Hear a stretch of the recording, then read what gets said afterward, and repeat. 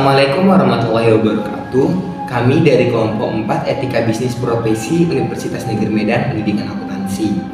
Di sini kami akan membuat video presentasi terkait dengan kasus-kasus plagiarisme dosen atau guru yang ada di Indonesia. Sebelumnya perkenalkan, saya Muhammad Riana Diatma selaku moderator dan pemateri pada video presentasi hari ini. Dan di sini saya bersama 4 rekan saya. Di sebelah kanan ada Sri Wulandari, dan sebelahnya Bibi Aksani Bunda, di sebelah kiri saya ada Novia Indah Kartika, di sebelahnya ada Maisi Korhati Simorangkir. Nah baik, jadi pada mata kuliah Etika Bisnis Profesi dengan dosen pengampu Ibu Rini Herliani dan Ibu Weni Nurwendari.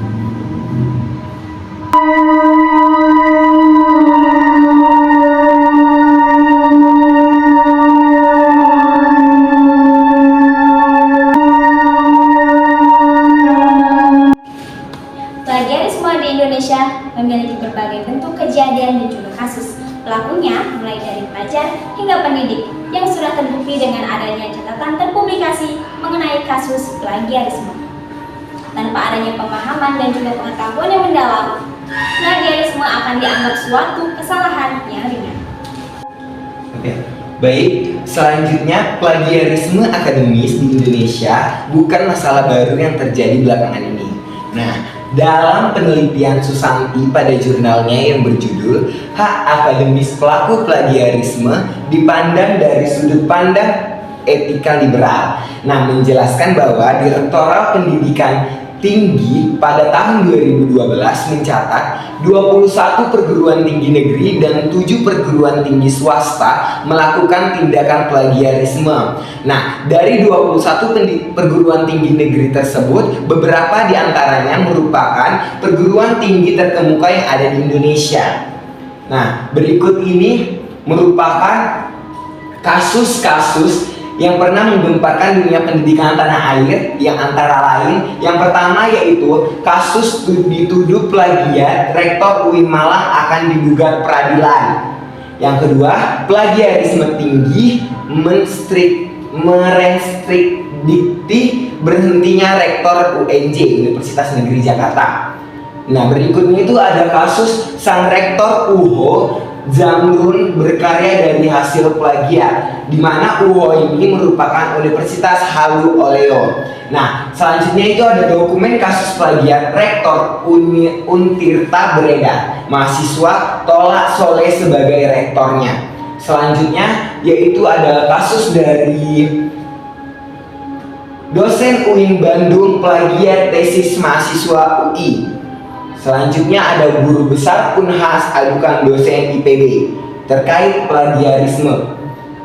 Berikutnya ada kasus yang disertasi rektor UNES dituding hasil plagiat.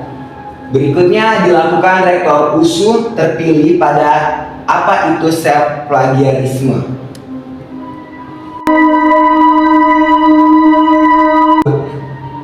Plagiarisme ini masih dapat terjadi karena disebabkan beberapa hal, yang antara lain yang pertama dari era digital, teknologi yang mempermudah proses penyalinan dan menempel atau disebut copy paste sebuah tulisan. Yang kedua, jika dipandang dari sudut pelaku, adanya rasa keinginan instan dalam penulisan karya ilmiah.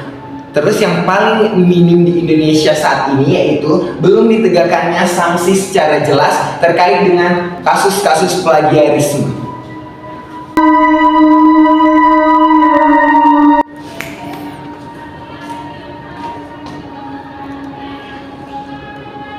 Sanksi terkait tindakan plagiat sudah diatur di bawah payung hukum Indonesia. Plagiarisme di Indonesia diatur dalam peraturan perundang-undangan yakni dalam Kitab Undang-Undang Hukum Pidana atau KUHP. Peraturan perundang-undangan hak cipta dalam Undang-Undang Nomor 28 Tahun 2014 dan tentang sistem pendidikan nasional dalam Undang-Undang Nomor 20 Tahun 2003 serta untuk yang lebih fungsional diatur dalam Peraturan Menteri Pendidikan Nasional Republik Indonesia Nomor 17 Tahun 2010 tentang pencegahan dan penanggulangan plagiat di perguruan tinggi serta Undang-Undang Nomor 12 Tahun 2012 tentang pendidikan tinggi perguruan tinggi baik negeri maupun swasta yang dituntut menjadi institusi yang bertanggung jawab untuk menjadi pengawas dan menanggulangi terjadinya plagiarisme di area perguruan tinggi. Pasal 25 ayat 2 Undang-Undang Nomor 20 Tahun 2003 tentang Sistem Pendidikan Nasional secara langsung menyebutkan bahwa lulusan perguruan tinggi yang karya ilmiahnya digunakan untuk memperoleh gelar akademik, profesi atau vokasi dan terbukti merupakan jiplakan, maka akan dicabut gelarnya.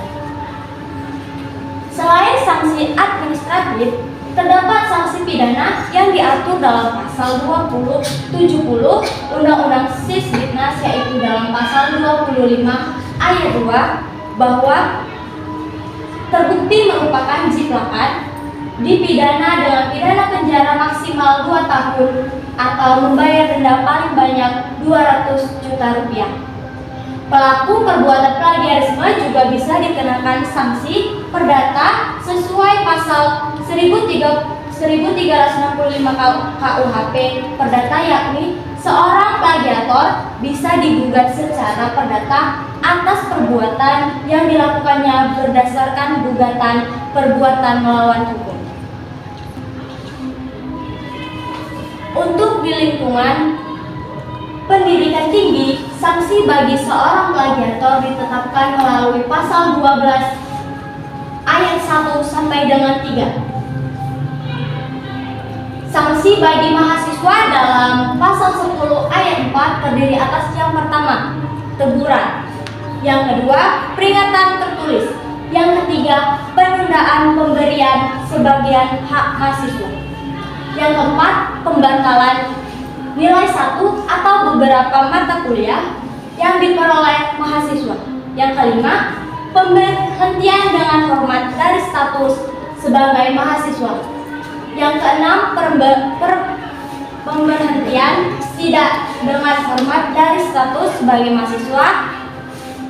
Yang ketujuh, pembatalan ijazah apabila mahasiswa telah lulus dari suatu program. Kemudian yang terakhir, sanksi bagi dosen atau peneliti tenaga kependidikan.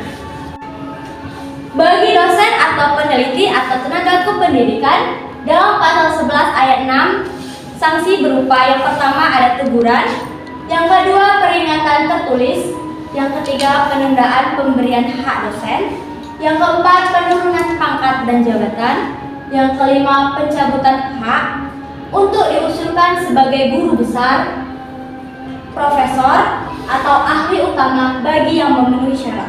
Yang keenam, pemberhentian dengan hormat dari status sebagai dosen dan setingkatnya. Yang ketujuh, pemberhentian dengan tidak hormat dari status sebagai dosen dan setingkatnya. Dan yang terakhir, pembatalan ijazah yang diperoleh dari perguruan. Kemudian, ada sanksi tambahan apabila dosen dan setingkatnya dimaksudkan pada ayat 2, angka 6, angka 7, dan angka 8 menyandang sebagai guru besar, profesor, atau ahli peneliti utama, maka dosen peneliti tenaga kependidikan tersebut akan dijatuhi sanksi tambahan berupa pemberhentian dari jabatan guru besar atau profesor atau ahli peneliti utama oleh menteri atau pejabat yang berwenang atas usul perguruan tinggi yang diselenggarakan oleh pemerintah atau atas usul perguruan tinggi yang diselenggarakan oleh masyarakat melalui koordinator perguruan tinggi swasta.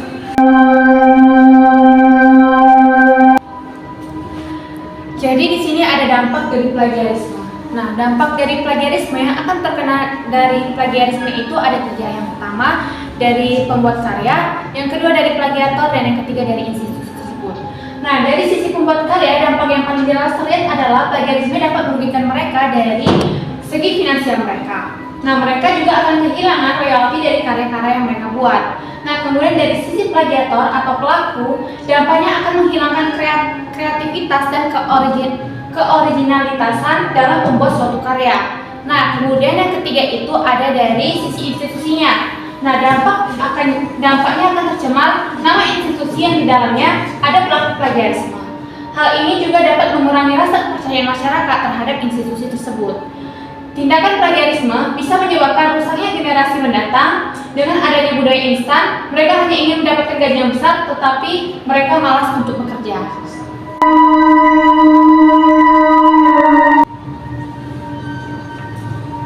Ayo sama-sama kita perangi plagiarisme dengan cara menanamkan pemikiran bahwa plagiarisme adalah hal yang ilegal dan tidak dibenarkan. Kalau terus-terusan melakukannya, mau jadi apa kita?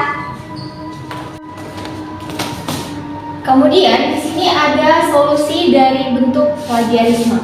Yang pertama itu ada solusi melalui peran sekolah dan perguruan tinggi yang harus merumuskan peraturan yang tegas terkait plagiarisme.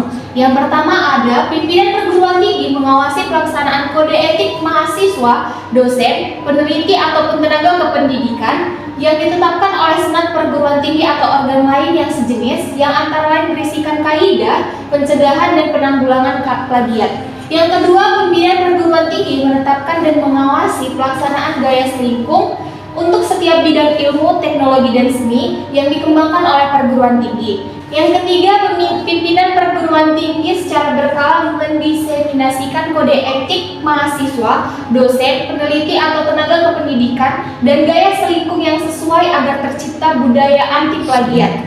Pihak sekolah dan perguruan tinggi juga harus merumuskan sebuah bentuk sanksi yang tegas kepada pelajar dan mahasiswa, bukan hanya sanksi internal kelas, tetapi juga sanksi dari pihak prodi. Contohnya, memberikan nilai E pada seluruh mata kuliah apabila ketahuan melakukan tindakan curang. Lalu yang kedua ada solusi dari peran akademisi, yang dimana tenaga pendidik harus berperan aktif dalam mewujudkan nilai-nilai kejujuran di lingkungan pendidikan. Kegiatan yang dapat dilakukan sebagai upaya pencegahan seperti meningkatkan literasi tentang plagiarisme di kelas. Misalnya, mengajarkan bagaimana menggunakan reference manager, memberikan informasi tentang cara melakukan sitasi atau kutipan, mengajarkan teknik parafrase yang efektif, memberikan tugas yang bervariasi tiap semester, melakukan keseriusan dalam pengecekan tugas-tugas, memberikan tugas yang bervariasi bukan hanya sekedar sebuah esai atau makalah. Selain melakukan upaya pencegahan di dalam kelas, akademisi dapat membentuk komunitas independen yang aktif memeriksa plagiarisme karya ilmiah seperti yang ada di Jerman yang dikenal dengan plagiaris hunter. Yang ketiga ada solusi dari peran pustakawan, yang dimana beberapa penelitian meneliti tentang peran pustakawan dalam mencegah plagiarisme. Upaya yang dapat dilakukan pustakawan adalah menyediakan jasa cek Turnitin, menyediakan pelatihan untuk mengenalkan preference manager dan plagiarisme checker stock. Selain itu, pustakawan juga dapat melakukan kegiatan dalam bentuk program pelatihan atau workshop yang bertujuan untuk meningkatkan literasi plagiarisme di kalangan sekolah atau kampus. Baik, terima kasih yang sudah menonton video presentasi kami terkait kasus-kasus plagiarisme dosen atau guru yang ada di Indonesia. Semoga membantu untuk kalian semua. Jangan lupa like, comment, and subscribe. Terima kasih.